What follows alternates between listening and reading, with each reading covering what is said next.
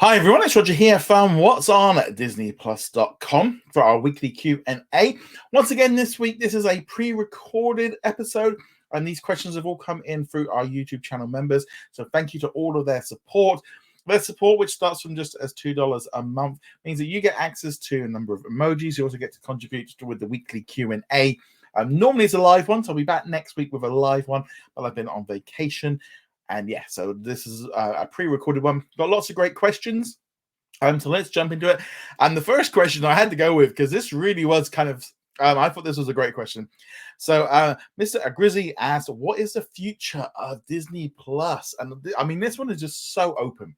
So open. And I feel like the future of Disney Plus is very much fluid. Things are moving around. Things are changing. Disney Plus has evolved so much since it originally launched back in 2019. If I look at like what we've got now and the stuff that we've got coming up in the coming months, you know, we've got the ads tier coming in, which will severely be able to bring in a lot more people because, you know, especially with the current cost of living crisis, the ability to have a cheaper option for families and for people, I think is fantastic.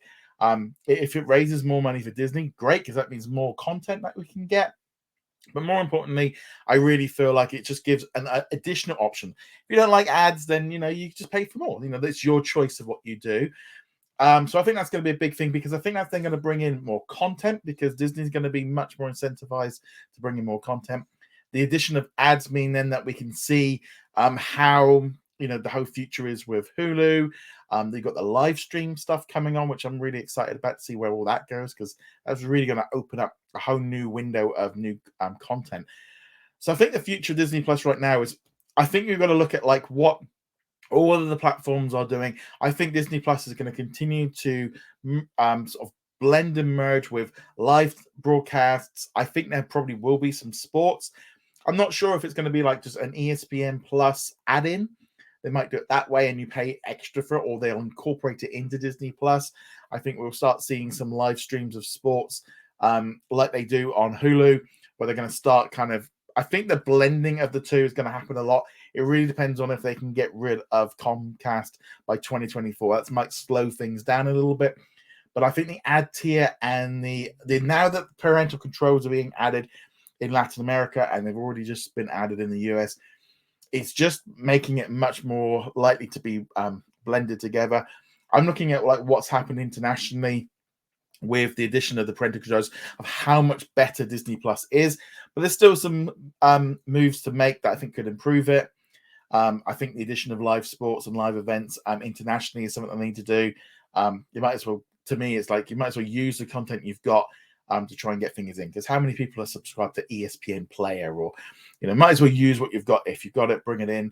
More ESPN content. I really would hope at some point in the future Disney Plus sorts out their release schedule a little bit more internationally for the US side to bring their content to internationally so we all get it on the same day, but also the international content that's being created, because we know we've got 500 shows being created internationally. They all need to be released, I feel, everywhere, and also all on the same day so we can all enjoy it at the same time. So that's my thing. It's the future of Disney Plus, very much fluid. Look at what HBO Max doing, look at what Peacock's doing, and I think you're just going to see it all, like they're all going to become much stronger platforms because there's so much competition. But that's what I think.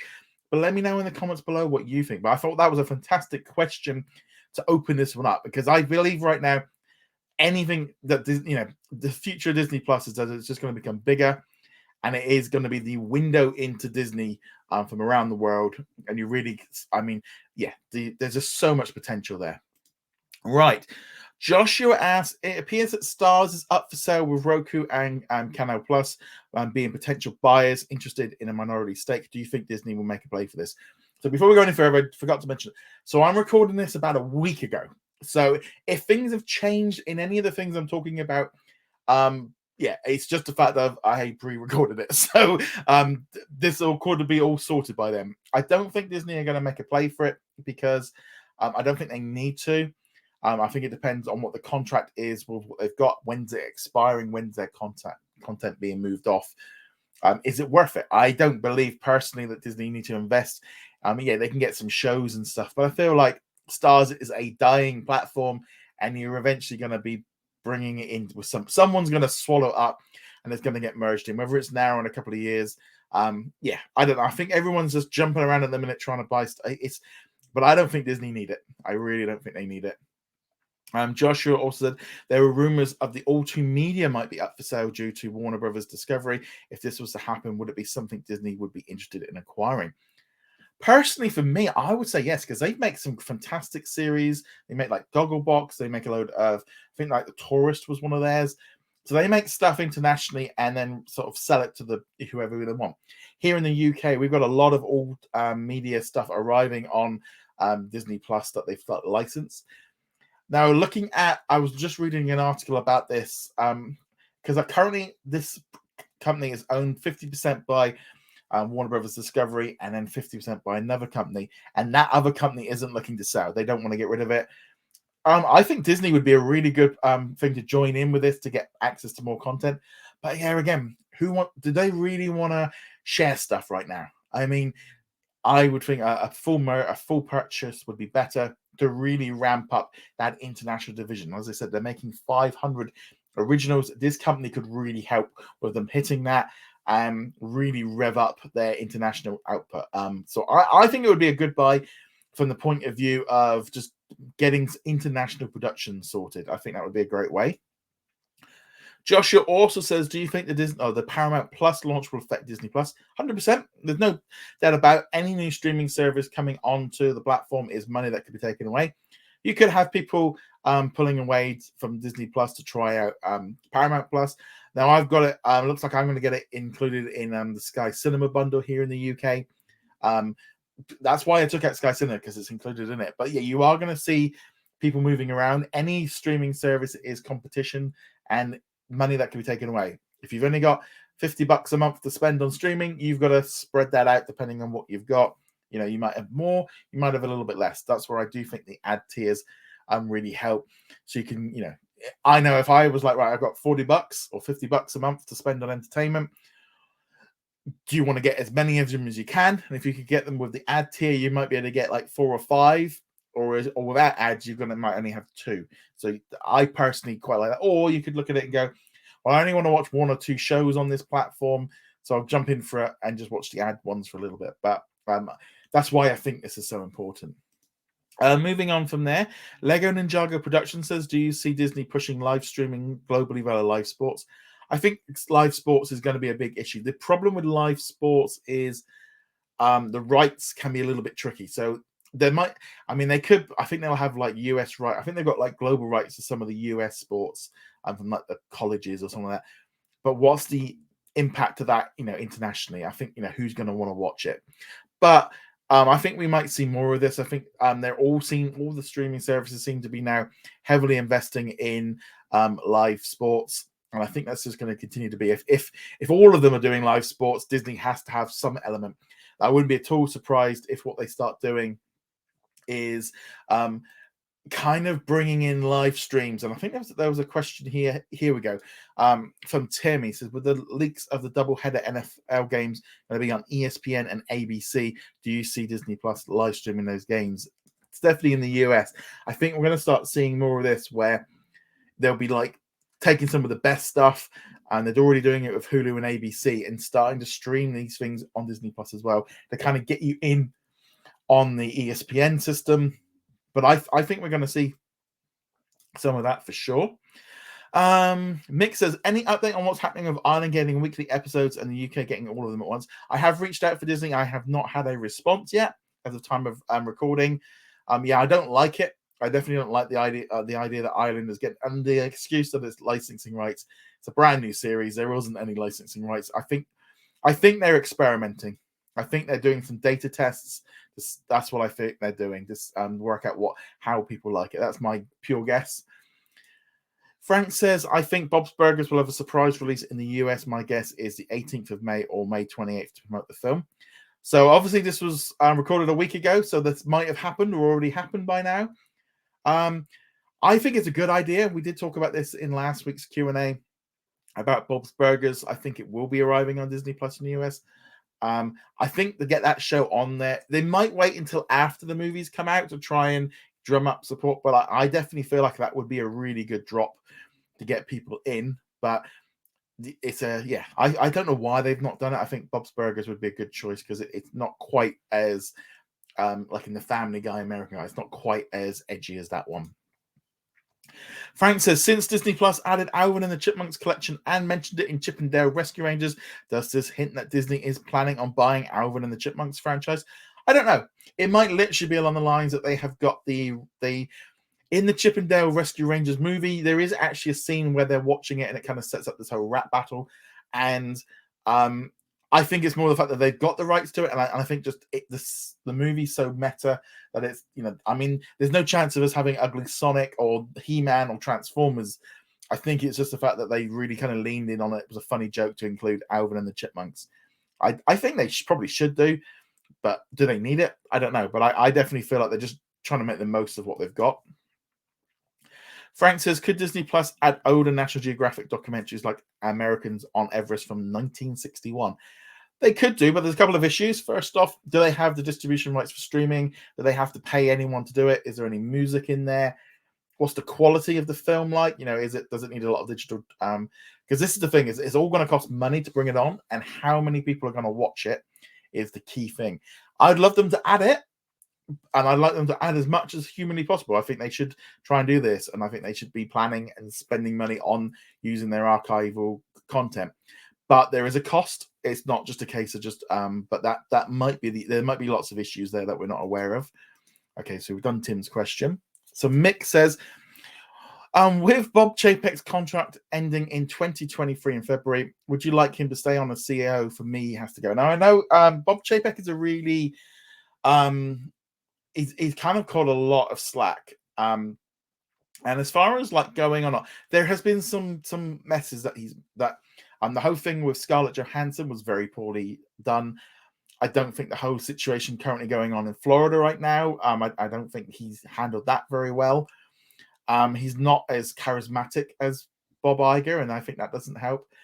But he had to come in literally right on the pandemic, and he had to make some serious cuts to keep Disney afloat. And I don't think people sometimes, he had to get Disney through probably one of the worst situations they've ever had to be in any company. Every single CEO has had a problem over these last 2 years. The question is now is what's going to start happening from now on out. That's what I'm looking at. Those first 2 years, you're going to be up I had a business, and we had to make some real drastic changes during the pandemic to survive. And we had to make, and they weren't popular choices. And Disney had to make the stuff. They are putting things back. They also used it as an excuse to do some stuff that they wanted to do in a while. Now, there are certain things that, like at the parks and stuff, I know he's very unpopular because of Chapek or Chapek. And I do think, if you're spending this much money to go to the parks, you should be getting all the things. But the things with like bringing the shows back, the parades, the fireworks, it is all coming back. The question is, where is, in February next year, where is the stock? How is it moving forward? Where is it all going for? I still believe he needs almost a go at running the business, not in a pandemic. And I think that's only fair. I think a lot of people are, he gets the blame for everything because he's the top of the company, which is right. And he vastly overpaid. But I can't help but feel like as a fellow business owner that judging him on what has to be done in a pandemic, it's not really the most fairest, and he had to have a really hard job. And my thing is now is, what's he going to be doing from this year on? This is where I'm looking at it now. I'm trying to forget what he's done in the last 2 years. Where is he going to be going now? Because if in a year's time we're still seeing bungled PR exercises and no real decision of where he's going, and customer satisfaction dropping down, then I would maybe be like, we give him an 18-month extension, last chance saloon. But I don't feel like with a pandemic and him having a 3-year deal, 2 of them in a pandemic, and then trying to get out of it, I just feel like he had to make some really hard choices, and no one was ever going to like them. And I know that's the unpopular decision, and everyone looks at Disney and goes, oh, they got loads of money, they can afford it. The only reason they're still here is because some of the stuff that he had to do. So I'm willing to give a little bit grace, but I'm looking now at what is he going to be doing from now on. I believe bringing some of the stuff back to the parks. I think he needs to do more there. I'm not entirely convinced of this whole Genie Plus stuff. I know when I'm going to be trying it out later this year when I get to the parks to see how it is. I can see what they're doing, but they definitely need to improve things. I don't like the reservation system at Disneyland or anything like that. I'm not so keen on all this, especially at Walt Disney World. I don't like that whole stuff. I would like that gone. But I do like some of the stuff he's been doing on the streaming side of things and with the movies. But clearer picture, he's not very good. He's not very vocal. He seems to stay away from, I mean, I think that's probably what's been going on, but he's not the best person speaking. But I'd ultimately, in February, if he hasn't really improved, if things haven't improved from this point on, in this last year, then I think they will probably be looking. I don't know. It's very a CEO is never going to be popular when they make cuts, but I do think he's had a real rough run, and he's got to prove it now. He's got the pandemic excuse to me is like, right, okay, that's over with now. You've got to sort it out from now on. You've got this next year to show me that you got that grace. That's my personal opinion. I said he has made some mistakes. He's made some real stupid things, but he also had to make some serious cuts. So that's my one thing, and that's not necessarily about him as a person, it's choices, but now he's going to prove why he's going to be the CEO. But so there we go. So there's a little bit of a rant on that one. Last question in. Mick says, with Discovery buying BT Sports, do you see Disney putting the ESPN Sports on Disney Plus in the UK by the end of the year? Well, I think the thing is, for me, here in the UK, we've got the ESPN Player, which has got a load of like random US sports. You've got sports on Hotstar. They could probably save a lot of money by bringing them into Disney Plus, and either adding it as an ESPN Plus add-on and charging for it, or including it. But it has to work out what they're doing globally with their sports network. You know, if they add ESPN Plus Live in the US, and I personally feel like that's the way it looks like it's going. It would make a lot more sense to kind of just merge all this stuff in and just cut some costs in running these very small little streaming services. But I do think that, you know, everything's lining up that's looking that way.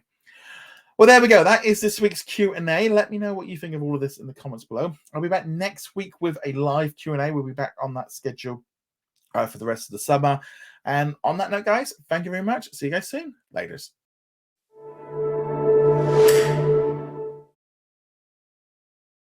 Thank you very much for watching this video. Make sure you go check us out over at whatsondisneyplus.com. Like, follow, and subscribe. Also, a huge thank you to all of our supporters over on Patreon and also on our YouTube channel memberships. And I shall see you guys in another video. Laters.